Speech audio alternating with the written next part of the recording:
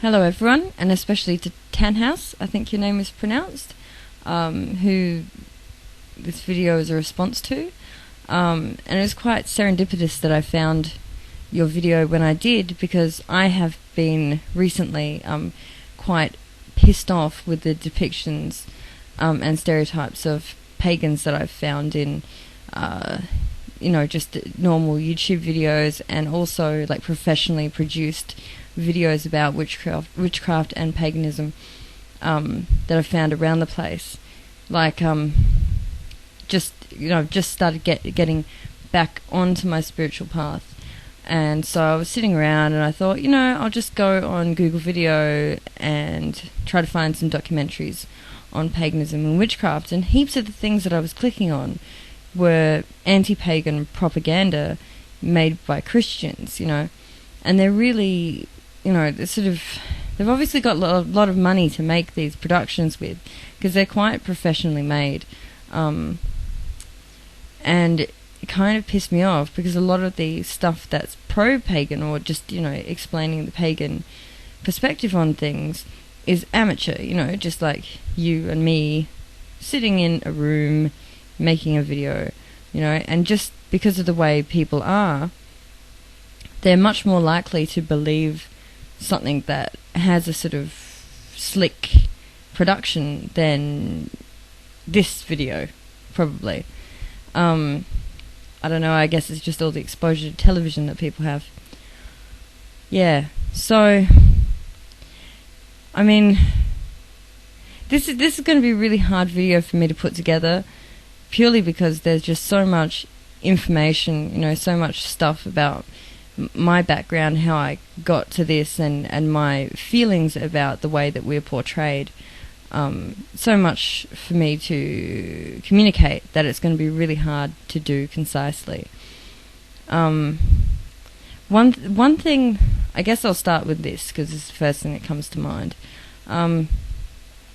In those anti-pagan, anti-witchcraft videos, they always have an ex-occultist to wheel out.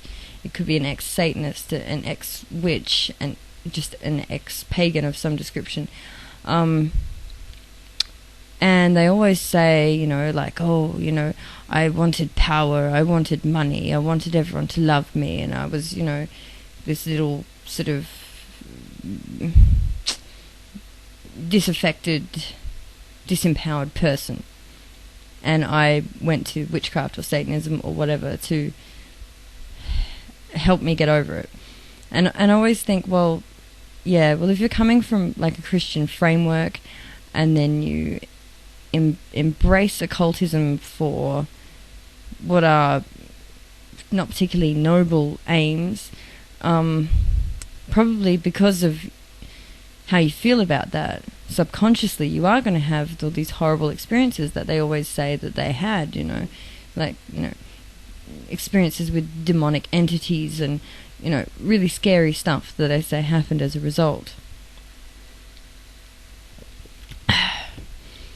And I guess I can sort of say that and know that to have an element of truth to it, because I had a similar experience at one time.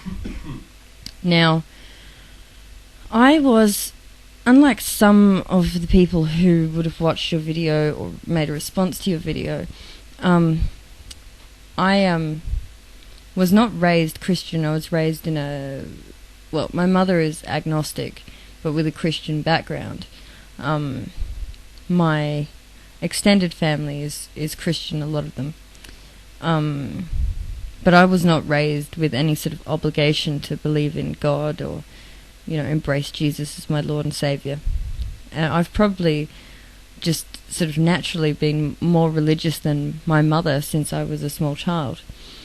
But I guess because of the environment that I was brought up with, I felt this really strong calling to the spiritual. But the only thing that I could associate that with until I was perhaps in my teens was Christianity, because that's the only thing I was familiar with. And I had a copy of, my mother had a copy of the Child's Bible, which is like an illustrated it's an illustrated book, and it has like some parts of the Old Testament in it, the ones that make sort of good stories, and a lot of stuff from the New Testament. I also had a little book called My First Book of Prayers, which had like little easy to memorize prayers that children, could use. And, because I felt drawn to the spiritual, and because I thought Christianity was the only place where it was at,